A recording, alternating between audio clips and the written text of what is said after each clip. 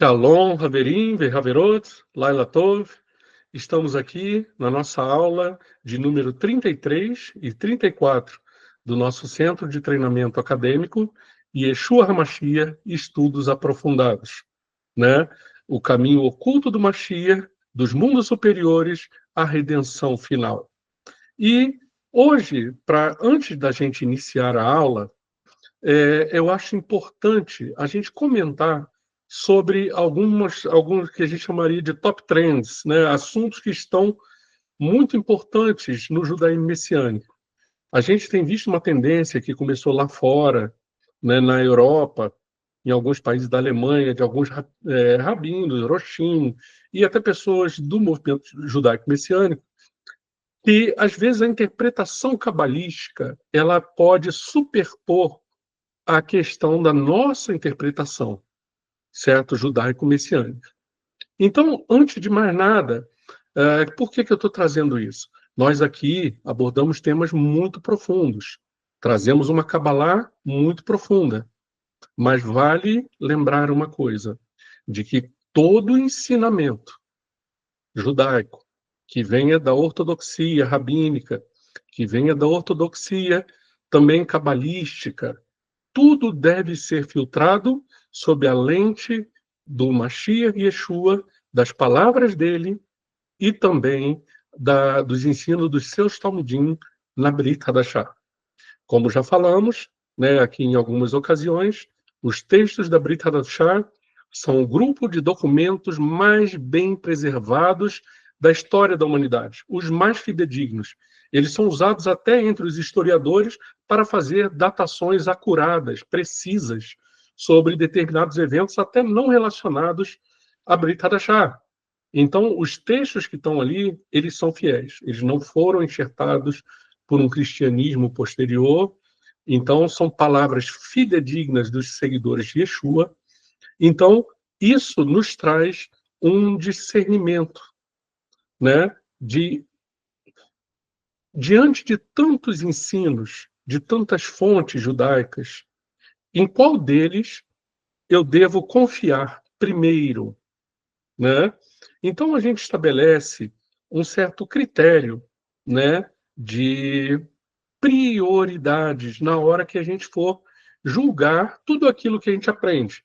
Isso serve para mim, para vocês, para todos nós, na hora até de fazer estudos até mais aprofundados que esse que a gente tem feito. Eu vou passar para vocês o fio de prumo. Qual deve ser a nossa postura sempre que a gente for receber um ensinamento rabínico, cabalista, ok? Então, o tópico que a gente vai abordar aqui, antes de começar a aula propriamente dita, é sobre Hassatan. A Cabala, por mais que ela entenda várias coisas muito sutis e muito sublimes, mas ela ainda falha ou oculta ou deixa de forma muito imperceptível a importância de Hassatan. Antes até de começar, eu gostaria de fazer uma oração ao Eterno. Eterno, em nome de Yeshua HaMashiach, invocamos a tua presença, Hashem, e a do teu filho, Yeshua, nos protegendo de toda a obra de Hassatan, de toda a obra das trevas, que tu coloques ao nosso redor uma guarnição de anjos, anjos de luz, anjos poderosos, que nos protejam de toda forma de ataques espirituais, seja contra nós, nossos familiares, nossa saúde. Enfim, Eterno, guarda-nos e coloque em nossos lábios as tuas palavras, Hashem, em nome de Yeshua HaMashiach. Amém e amém. Então, dando continuidade, a Kabbalah, ela fala, às vezes, de uma forma meio codificada, como a questão do Shevirat Hakelim, ela vai citar Hassatan, né? A gente vai ver também que, tanto na Kabbalah quanto no Talmud e em alguns textos judaicos, é mencionado o arcanjo Samael, que esteja no lado em nome de Yeshua HaMashiach. Esse arcanjo, ele é a fonte de todo o mal. E ele se reveste de muitas formas. Quando ele vai acusar pessoas, nós conhecemos a sua feição como Ra-Satã da Bíblia, do Novo Testamento, certo? Mas a fonte é esse arcanjo, Samael, que esteja anulado em nome de Yeshua HaMashiach. Mas por que eu estou tocando nesse assunto? Porque dá-se, às vezes, uma impressão, lendo os textos da Kabbalah, que está tudo dentro do controle do Eterno, que ele seria um servo do Eterno, está fazendo só o seu papel, vai ganhar sua estrelinha de funcionário do mês no final do expediente. E não é bem assim. A gente, então, tem que ver quais são os critérios que a gente tem que adotar para entender e discernir a verdade. Ok? E eu vou ler aqui para vocês, brevemente, alguns desses critérios. Para a gente compreender a verdade sobre Ra-Satã, temos que ter critérios. Em primeiríssimo lugar, a palavra do Mashiach Yeshua. O que ele falou sobre Ra-Satã ou Samael, que são, segundo o Zohar, o mesmo ser. O mesmo ser se manifestando de forma diferente, assim como ele se vestiu da serpente no Éden. Ok? Em primeiríssimo lugar, a palavra do Mashiach Yeshua, ela tem prioridade sobre todo o ensino humano e cabalista, seja ele rabínico, seja ele textos da Kabbalah, o que Yeshua falou é a verdade. Primeiro ponto, primeiro critério de segurança para nossas almas. Segundo critério, que os ensinos dos Talmidim de Yeshua, eles têm precedência e superioridade sobre todo o ensino rabínico e cabalista. Certo? Por quê? Porque esses que ouvem o Mashiach Yeshua recebem o Ruach HaKodesh da parte de Hashem, de uma forma plena. Certo? Então, o entendimento das questões espirituais é muito mais profundo. Certo? Então, primeiro critério, a palavra de Yeshua. Segundo critério, a palavra dos Talmidim de Yeshua, dos discípulos, dos apóstolos, dos textos da Brit Hadashah do Novo Testamento. Ok? E o terceiro critério, também muito importante, todo ensino rabínico e cabalista é bom, desde que estejam de acordo com as palavras de Yeshua e as palavras dos seus Talmidim. Né? Assim sendo, vamos ver o que o próprio Yeshua e também seus Talmidim nos ensinam sobre Ra-Satã, sobre Samael, que esteja anulado em nome de Yeshua. O próprio Yeshua diz em João 8,44 é o seguinte: quando ele estava ali numa disputa com os perushim, com os fariseus, ele fala: vós tendes por pai ao diabo, e quereis realizar os desejos de vosso pai. Ele foi homicida desde o princípio, e não permaneceu na verdade, porque não há verdade nele. Quando fala mentira, fala do que lhe é próprio, porque ele é um mentiroso e o pai da mentira. Gente, quem está falando isso é Yeshua, o próprio Adão Kadmon, aquele que é a palavra do Eterno. E Yeshua falou que ele não é um servo legal, que ele não é só mais uma parte do plano do Eterno. Existe vemos de forma inequívoca, então, que Ra-Satã, ele não é um servo do Eterno. Existe, é isso que eu queria que cada um de nós entendesse, uma distância abissal entre alguém ser servo do Eterno, porque ser servo do Eterno é que a pessoa escolheu servir ao Eterno por amor ao Eterno, isso é ser um servo do Eterno. E de alguém que serve aos propósitos do Eterno, como o perverso faraó do Egito. Né? Faraó, o Eterno conhecia o coração dele. Era um coração perverso que estava obstinado em não querer deixar o povo ir. Pois o faraó, então, ele serviu aos propósitos do Eterno. Ele não é um servo do Eterno, mas serviu o Eterno conhecendo o coração dele, perverso, sabia que ele ia fazer perversidade e aproveitou isso para o seu plano. Pois o Eterno usa até a rebeldia perversa de alguém para trazer o bem em outro local, como foi, por exemplo, a libertação da escravidão do povo de Israel do Egito. Então, o Eterno usou essa situação negativa para trazer bênção para aqueles que realmente são seus servos, que é o povo de Israel.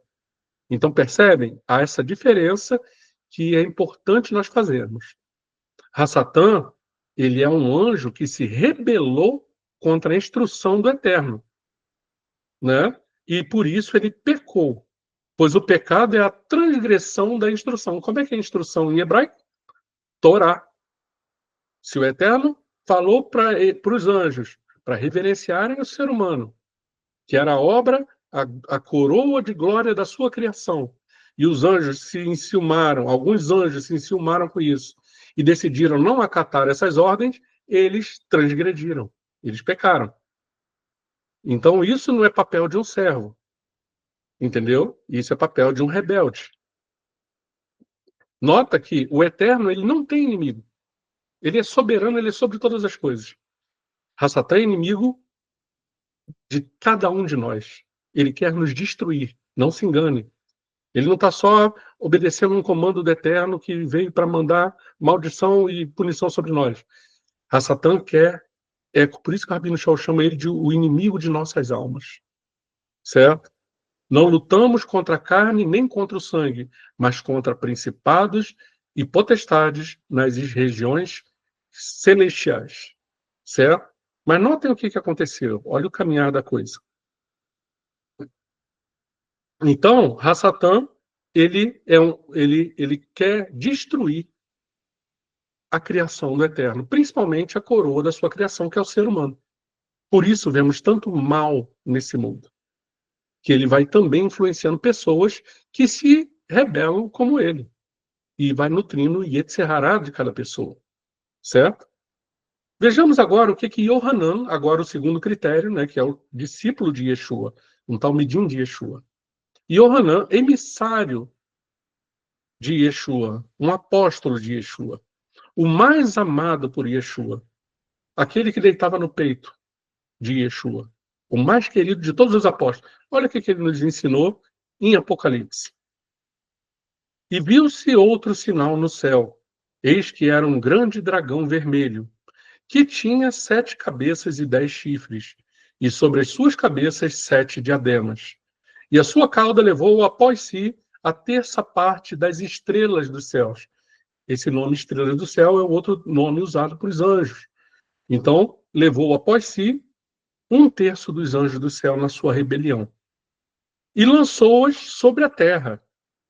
E o dragão parou diante da mulher que havia de dar à luz, para que, quando ela desse à luz, lhe tragasse o filho. A mulher é Israel, e o filho é o Messias Yeshua. E houve batalha no céu. Miguel e seus anjos batalhavam contra o dragão. E batalhavam o dragão e seus anjos, mas não prevaleceram. Nem mais o seu lugar se achou nos céus. E foi lançado para baixo o grande dragão, a antiga serpente, chamada o Diabo e Hassatã, que engana todo mundo. Ele foi lançado para baixo na terra. Ele perdeu acesso às regiões celestiais, como ele tinha acesso na época de Jó. Certo?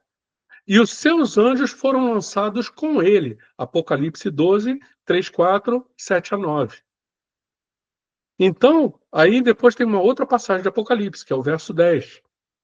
Então, ouvi uma forte voz dos céus que dizia: agora veio a salvação, o poder e o reino do nosso Deus, a autoridade do seu Machia, pois foi lançado para fora o acusador de nossos irmãos, que os acusa diante de nosso Deus de dia e de noite. Hassatã, então, foi expulso dos céus e foi lançado na terra com os seus anjos caídos. Então, esse é o ponto. Ele não é um servo que está ali ajudando. Você vê que até no Zorra tem citações ali falando da expulsão de Hassatã das regiões celestiais. Né? Uma outra passagem, em Apocalipse 12, 12 a 13. Por isso alegrai-vos, ó céus, e vós que neles habitais. Ai dos que habitam na terra e no mar, porque o diabo desceu a vós, e tem grande ira. Ter grande ira não é o papel de quem é um servo, né? É de quem está furioso porque foi contrariado. Tem grande ira sabendo que já tem pouco tempo.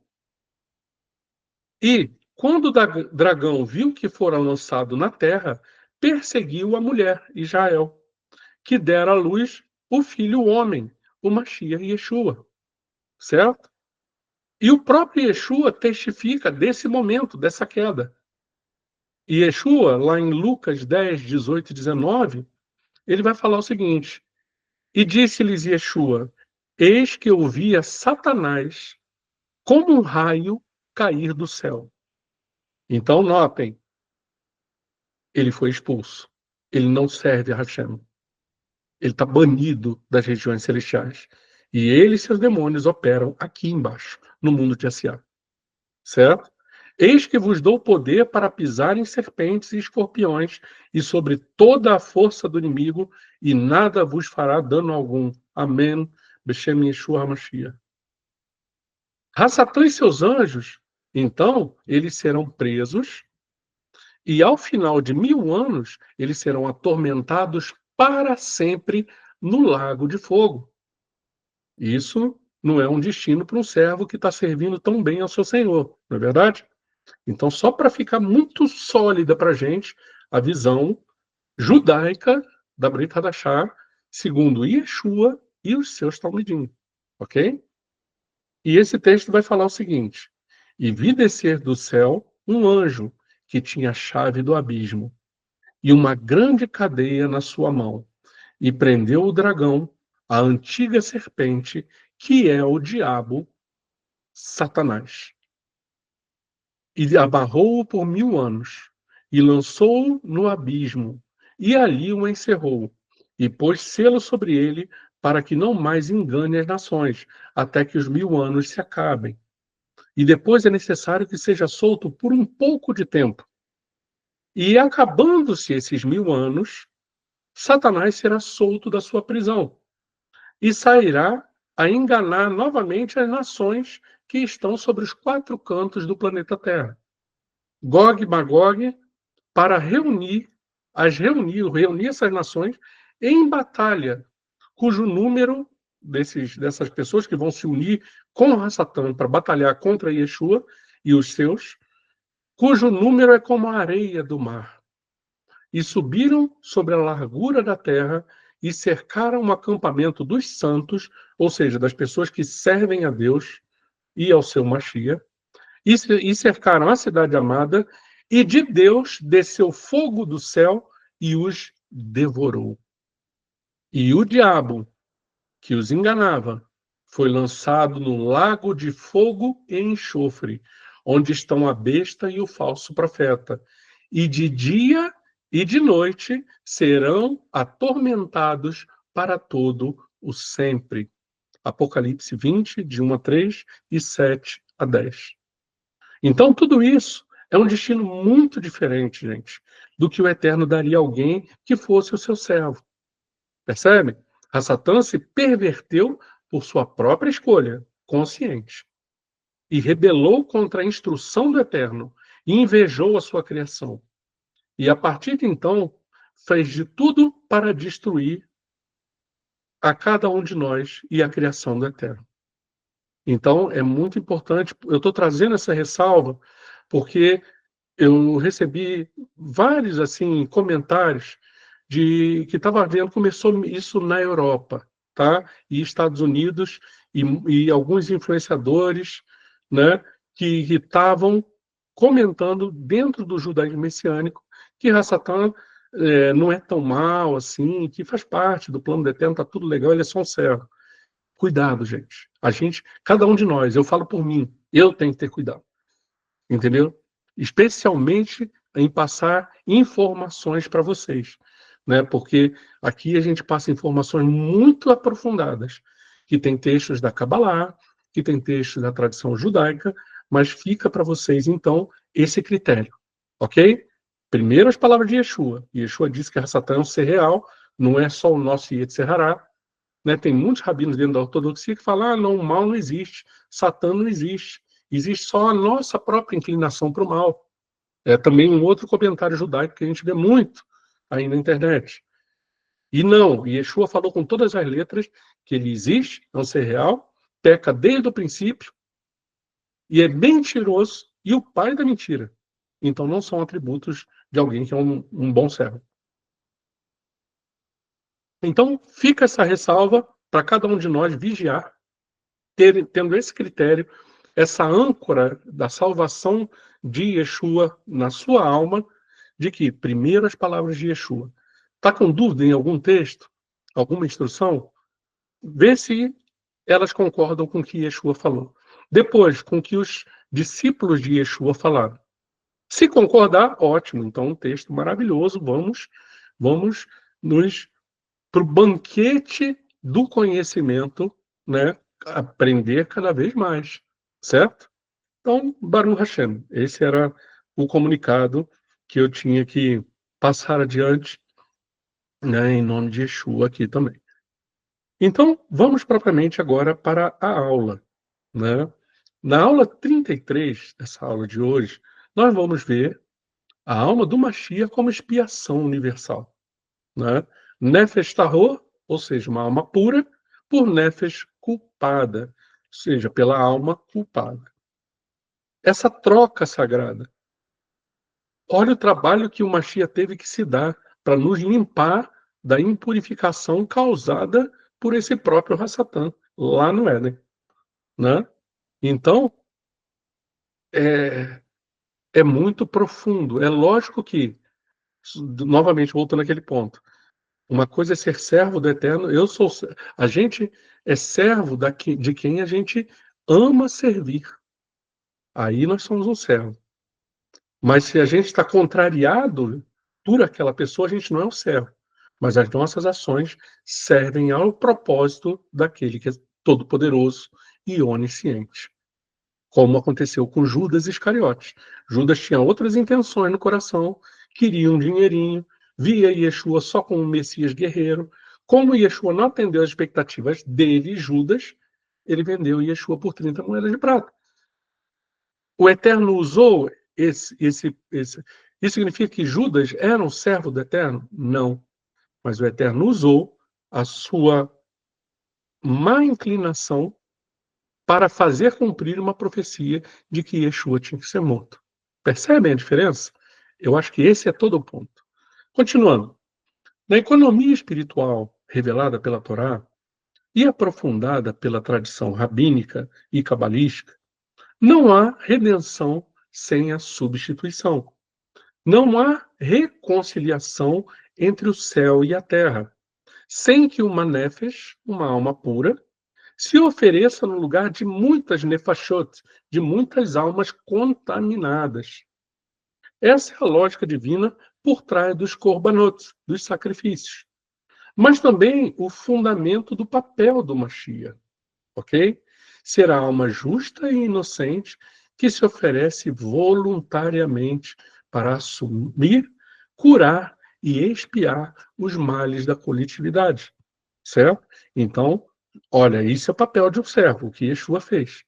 Ele voluntariamente se ofereceu para o Eterno para fazer uma coisa boa, certo? Mesmo que isso custasse para ele todas as coisas, como a própria vida, certo? Então, olha a diferença, ok? Essa doutrina, então, ela não foi inventada por nenhuma teologia tardia, mas ela está profundamente enraizada na própria linguagem da Torá e no pensamento dos sábios.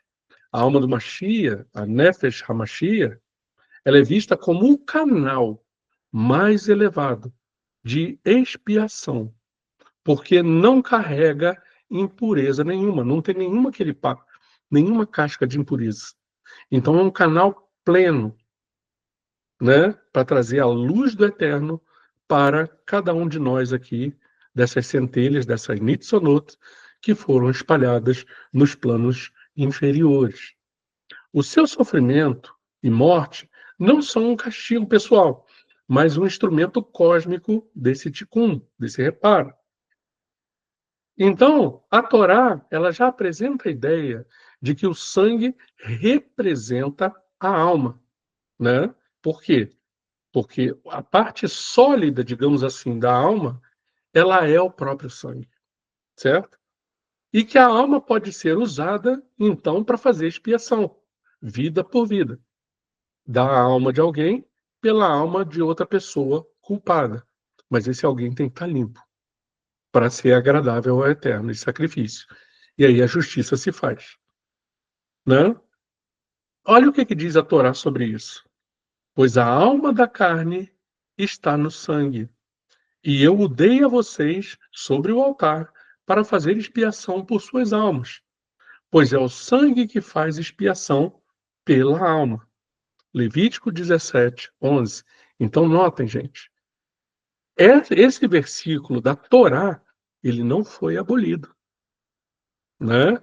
A gente vê na ortodoxia falando que não, agora é só fazer techuvá, tzedaká e tefilá que está tudo certo. Vamos para o Yom Kippur fazer orações, vamos fazer ali, né, orações pesadas como sacrifício, porque isso vai ser expiação dos nossos pecados diante do Eterno. Não é assim. O Eterno não cancelou a sua Torá. Ela continua valendo. E o que valia para expiação lá no passado continua valendo hoje. Mas qual é o sangue hoje que cobre os nossos pecados? O sangue do servo sofredor, do Mashiach Yeshua. A alma, então, né? E esse é o ponto de por que a nossa tefilá, tzedaká e techuvá não cobrem esse pecado. Porque é vida por vida. Percebem? Alguém tem que pagar com a vida para que a vida nos seja restituída. Na época dos holocaustos dos animais, era o sangue dos animais. Aquela vida era morta. E os nossos pecados eram lançados sobre os animais. Mas depois, né, depois que Yeshua veio, o Eterno muda a forma de sacerdócio para o sacerdócio segundo a ordem de Melquisedeque, em que o sumo sacerdote Yeshua, certo? Que é o sumo sacerdote dessa ordem espiritual, deu a sua vida em nosso lugar. Então, o preço que a Torá exige, vida por vida, sangue por sangue, foi pago. Está valendo, certo? A alma é esse princípio vital. E o sangue é o seu veículo. Quando uma alma pura é derramada por outros, realiza-se o princípio de substituição. O nefesh tahor, uma alma pura, be'ad nefesh hayah, uma alma pura no lugar de uma alma vivente. Certo? Vamos ver então, rapidinho, o tzadik como expiação, como capará, o justo Messias, né?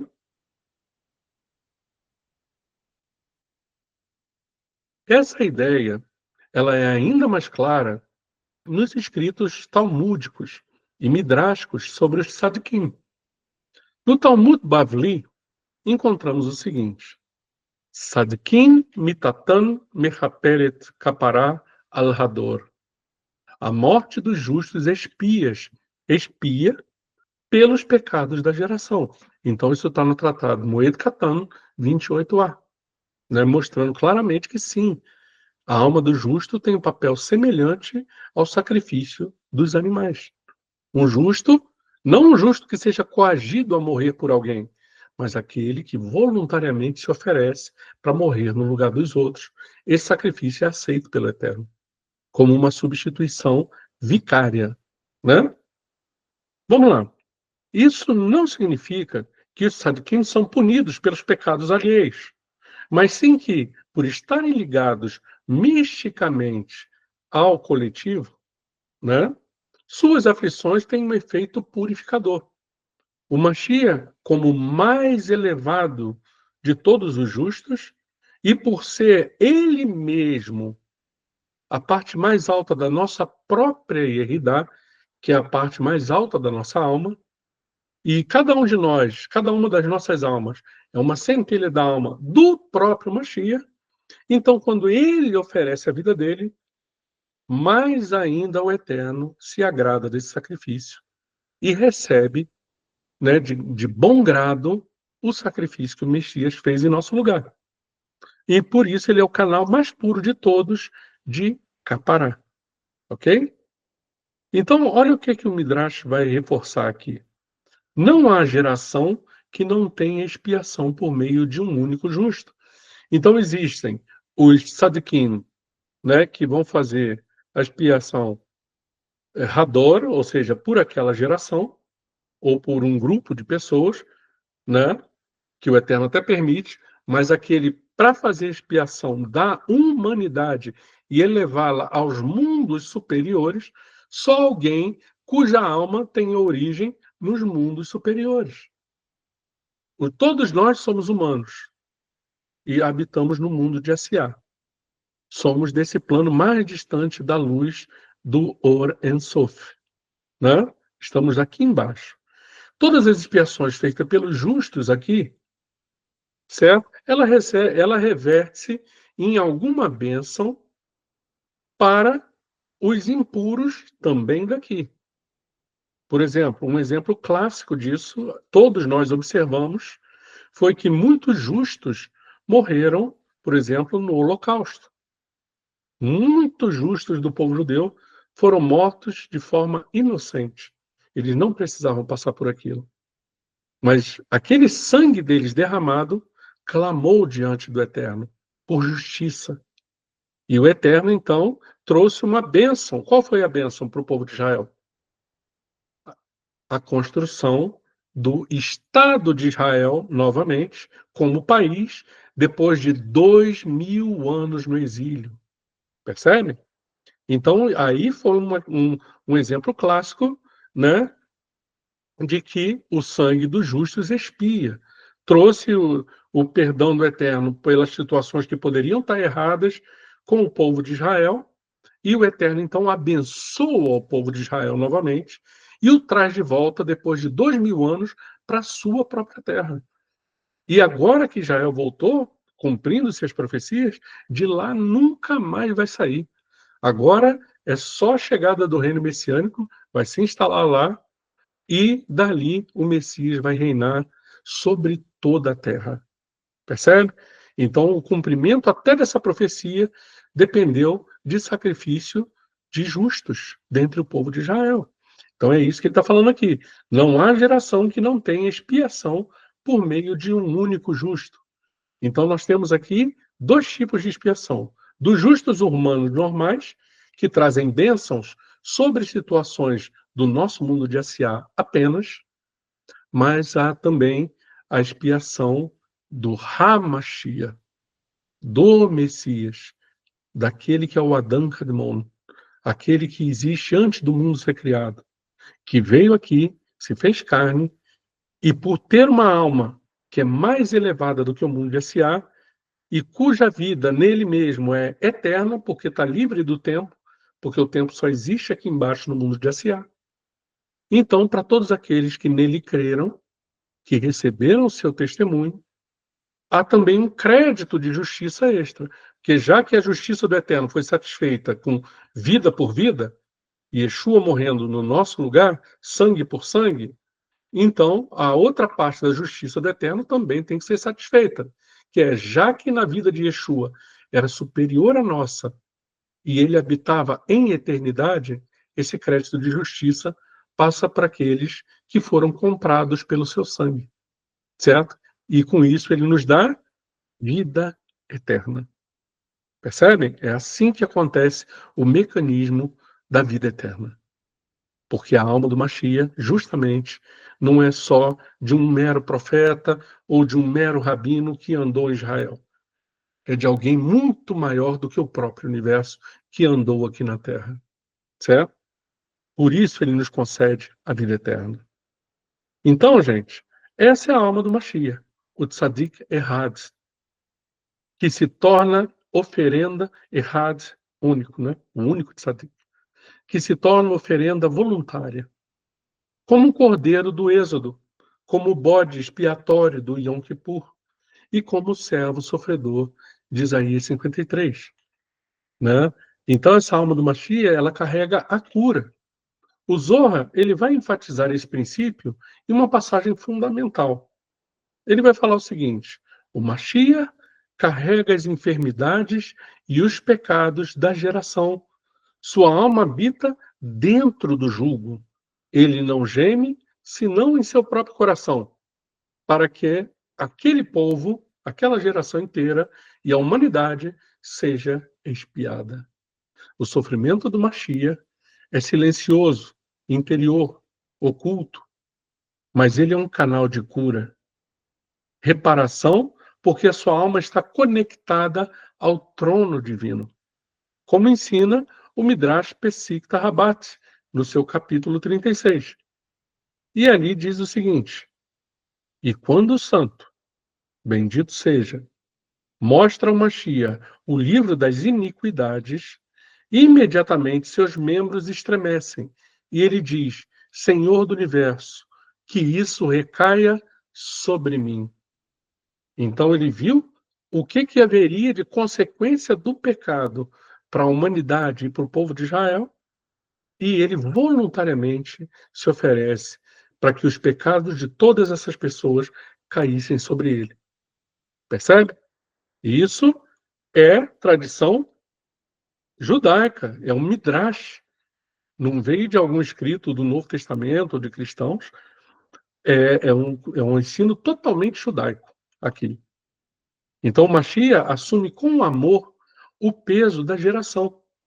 Não porque seja punido, mas porque ele se oferece como capará, como uma alma substitutiva.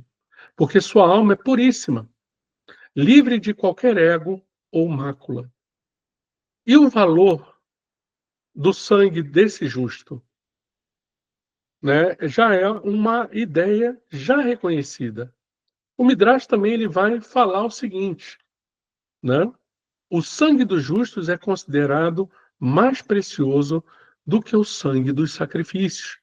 Isso está no Midrash Breshit Rabbah 35:13. Então, novamente aqui, o próprio Midrash mostrando o papel crucial do sangue de um justo. É por isso, então, que a alma do Mashiach pode fazer o que nenhum animal no altar poderia fazer: trazer expiação espiritual duradoura e verdadeira. Pois, como diz o Sefer HaHinur, na sua Mitzvah 95, o sacrifício ele tem valor quando há intenção pura e alma elevada. Né? Olha o que diz essa Mitzvah 95 do Sefer HaHinur. O sacrifício só expia quando há intenção verdadeira e uma alma pura. Certo? Então, vamos ver aqui que a alma do Messias, ele é o centro desse Tikkun Olam, dessa reparação do universo inteiro, né? O Arizal, né, Rabino Isaac Luria, ele nos ensina em Sha'ar HaGilgulim que a alma do Mashiach contém todas as centelhas das almas de Israel. Ele é a Klalut HaNefashot, a totalidade das almas. Logo, o seu sofrimento tem um efeito coletivo, porque está misticamente conectado a todos nós, como nós já falamos aqui, né? Então, olha o que vai falar o Arizal nesse seu livro, né, no Sha'ar HaGilgulim. A alma do Mashiach inclui todas as almas que caíram de Adão, o primeiro homem. Então, tudo que foi corrompido pelo pecado, o Mashiach tem poder para curar, para salvar, para resgatar. Certo? Isso significa que ao expiar, ou seja, quando ele pega sobre si os sofrimentos e passa para levando essa expiação adiante, né? A alma do Mashiach, então, ela apaga esses pecados todos que houve, ok? Então, isso significa que ao expiar, ele eleva essas faíscas todas. O seu sangue ele é derramado por muitos, porque sua alma os carrega em si mesmo. Esse é o detalhe. que nós podemos concluir disso tudo, dessa primeira parte da aula? A beleza da alma que se entrega. O princípio espiritual que sustenta a necessidade do derramamento do sangue do Mashiach é a mais elevada forma de amor. Não é um ato de punição, mas de entrega voluntária. A alma do Mashiach é como o incenso mais puro que sobe ao trono do Eterno. Alma por alma, vida por vida, luz que vence as trevas. Nas próximas aulas, nós exploraremos ainda mais como esse mistério se manifesta em cada tipo de sacrifício e como a tradição judaica, sem reconhecer Yeshua, já descreveu a sua missão com espantosa precisão. Mas então, gente, antes da gente continuar, vocês têm mais algum comentário, alguma coisa?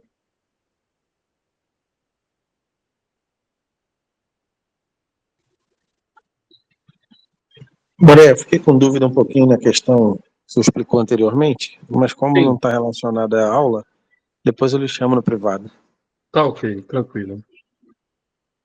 Algum comentário sobre o que vimos agora, por último?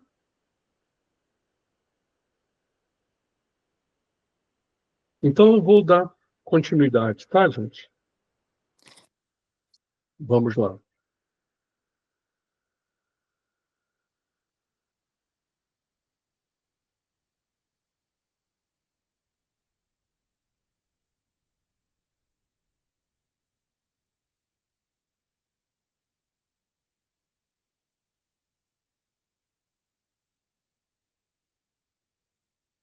Então, nessa aula agora, o título é O Segredo do Sangue na Kabbalah, de Malhut ao Keter, certo? Vamos ver, então, como opera essa salvação aqui na questão do sangue. O sangue como esse veículo da luz oculta, né? Então, desde os tempos antigos, a Torá nos ensina que o sangue carrega a vida, que Hadam hu hanefesh, porque o sangue é a alma. Nós vimos isso em Levítico 17, 11, né? Mas o que significa na linguagem da Kabbalah? Segundo os mestres do Sod, o sangue não é apenas o fluido vital, ele é recipiente, veículo e expressão de uma luz que foi aprisionada. O sangue contém nitzonot, centelhas divinas ocultas, e quando vertido em santidade, tem o poder de liberar luz aprisionada, transformando severidade, din, em compaixão, rachamim, ok? Então, o derramamento do sangue do justo, do Mashiach, portanto, não é apenas um ato trágico, é um processo místico de reparação profunda. A alma elevada do justo canaliza a luz através do corpo, e o sangue torna-se um símbolo da transição de Malhut, do reino material, até Keter, que é a parte mais alta da árvore da vida, que é a vontade suprema do Ein Sof. Então, nós vamos entrar um pouquinho nesse mistério. O sangue como um veículo dessa luz aprisionada. Vamos ver isso. A tradição luriânica da Kabbalah nos revela que após esse Shevirat Hakelim, essa quebra dos vasos, inúmeras centelhas de luz divina ficaram aprisionadas na matéria. O ser humano tem como missão elevar essas centelhas por meio das mitzvot, da obediência aos mandamentos de Deus. Cada vez que a gente obedece um dos mandamentos de Deus, é como se uma luzinha dessa se acendesse e uma casca de impureza se soltasse. Ok? E da retificação do mundo. Certo? Então, notem que a salvação operada pelo Messias, esse derramar do sangue do Messias, ela acontece numa via de duas mãos. Ele faz a parte dele, pagando o preço de sangue em nosso lugar. Nós não precisamos mais ser sacrificados ou mortos, para que o nosso sangue cobrisse nossos pecados. Ele fez isso em nosso lugar. Por outro lado, o que se espera de nós? Santificação, que é do chá. Certo? reparação das nossas falhas. Como é que a gente faz a reparação das nossas falhas? Obedecendo a Deus, obedecendo os seus mandamentos, procurando conhecer os mandamentos de Deus, procurando cada dia agregar um mandamento novo que Deus deixou escrito na sua Torá. Eu lembro muito de Yeshua nessas horas, que ele falava em sua oração, lá em João 17. Ele falava: Pai, santifica-os na verdade. A tua palavra é a verdade. Então você vê que o próprio Yeshua pede para o Eterno, em sua oração por todos nós, que nós fôssemos santificados, separados dentro da palavra do Eterno. Percebe? Então esse é o nosso caminhar. É tirando essas cascas de impurezas através da obediência dos mandamentos. Como diz o autor de Hebreus, no Novo Testamento, na Brit Hadachá, segui a paz com todos e a santificação, sem a qual ninguém verá o Senhor. Percebe? E Yeshua complementa: nem todo que me diz Senhor, Senhor, entrará no reino dos céus, mas aquele que faz a vontade do meu Pai que está nos céus. O que é fazer a vontade do Pai que está nos céus? Obedecer os seus mandamentos. E Yeshua fala o quê? Aquele que me ama é aquele que guarda os meus mandamentos. Faz sentido? Então, é um caminho de mão dupla. E Yeshua nos salva para que, a partir daí, a gente não viva mais do jeito que a gente acha que é o correto, do nosso jeito. Não. A gente aprenda o que a gente tem que mudar. Aprenda o que a gente tem que corrigir. Aprender aonde? Na Torá, nos profetas e nos salmos. Na Taná, na palavra de Deus. Certo? Então, o ser humano tem a missão de levar essas centelhas, essas almas, por meio dessas mitzvot e da retificação do mundo.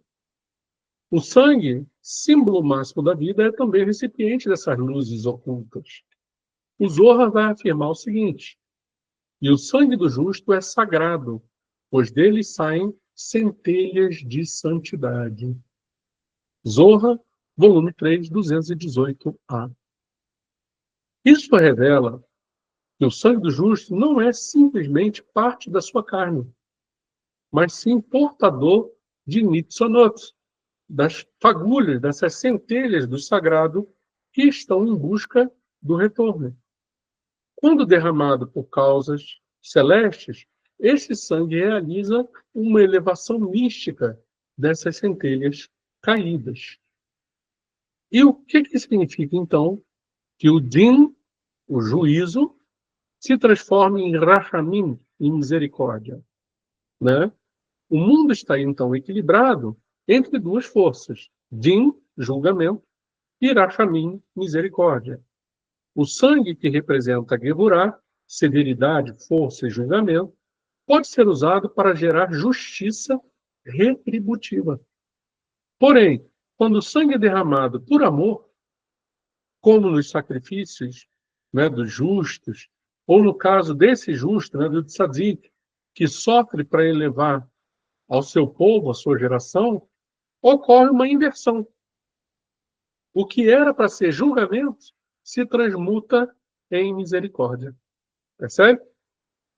O Sefer HaBahir, ele vai afirmar então o seguinte: o sangue manifesta julgamento, mas ao ser elevado de forma voluntária, transforma-se em misericórdia. Olha que bonito isso, né? Isso está no Sefer HaBahir, parágrafo 58. O Mashiach, como tzadik absoluto, eleva esse processo ao grau supremo, certo? Seu sangue não clama por vingança como o de Abel, mas por perdão, como o de Aharon. Um sangue que reconcilia mundos, né? Vamos ver, então, essa questão do sangue, da Gevurah, né? Que é esse rigor, e a elevação espiritual. Então, nessa Sefirá de Gevurah, reside o poder de restrição e julgamento.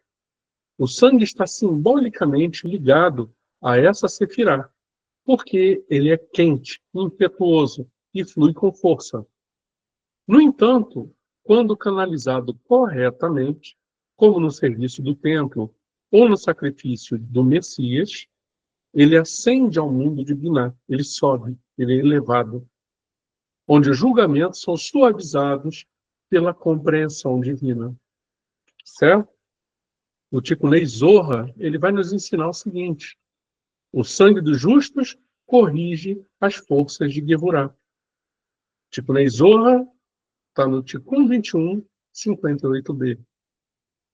Assim, o sangue do Mashiach atua como agente de elevação espiritual. Ele pega os julgamentos mais duros, os dinim, que recaem sobre a humanidade, e os transmuta em compaixão, não apenas nos céus, mas também nos corações dos homens. Né? Então, nós vemos aqui o altar como uma ponte entre os mundos. No Beit HaMikdash, no templo de Israel, o altar ele era o ponto de contato entre o mundo de Asiá, que é o nosso mundo físico da ação, e os mundos superiores. Era no altar onde acontecia essa ponte entre os mundos físico e espiritual. Nele, o sangue dos sacrifícios era derramado nos 4 cantos, em representação das 4 direções do mundo físico, unificando todos os aspectos da criação com a luz do alto. O Zohar, então, ele vai afirmar o seguinte: o altar é a imagem do mundo inferior. Recebe o sangue para elevá-lo ao mundo superior. Então, olha o papel do sangue, de elevar toda a criação, né? E todos aqueles por quem ele está sendo vertido, está sendo derramado. Na ausência do templo físico, esse tzadik, o justo, ele se torna, então, um altar vivo. O Mashiach, Yeshua, nesse sentido, é o ponto onde o céu toca a terra. A sua própria vida, o seu próprio corpo. É esse ponto de comunhão entre o céu e a terra. Seu sangue derramado, em santidade, se torna um novo canal, um novo altar, para unir os mundos e redimir as almas caídas. E o que nós podemos concluir disso tudo? O que podemos ver dessa ascensão do sangue redentor? Nós podemos resumir da seguinte forma, que na visão da Kabbalah, o sangue não é meramente uma vida física apenas, mas ele também traz a vida espiritual aprisionada em sua forma. Seu derramamento voluntário em santidade libera essa luz que está guardada, dessa luz da vida, ok? Transforma julgamento em compaixão e realiza o tikkun, a reparação do mundo. O sangue do Mashiach, por ser sem pecado, porque ele era superior até ao mundo de Atzilut, é o mais puro veículo para essa elevação. Ele desce até Malchut, até o nosso nível físico do mundo de Asiá, mas ele sobe até Keter, ou seja, até direto na presença do próprio Eterno. Do mais baixo até o mais alto. O seu sangue é a escada de reconciliação entre todos os mundos. Como disse o Zohar, no seu volume 2, 146a. E o sangue do Mashiach é o segredo da conexão entre o inferior e o superior. Olha isso, gente. Né? Então, essa aula que nós encerramos agora, ela nos prepara para entrar nessas próximas aulas nos aspectos mais elevados desse sacrifício redentor, onde o sangue do Mashiach não é apenas um símbolo, mas ele é o veículo ativo do retorno da criação toda até a sua fonte lá no Ensof, lá no Eterno. Ok? Então, por hoje é só, pessoal. Até amanhã, se assim o Eterno nos permitir. Que o Eterno abençoe a todos. Em nome de Yeshua HaMashiach. Shalom, shalom.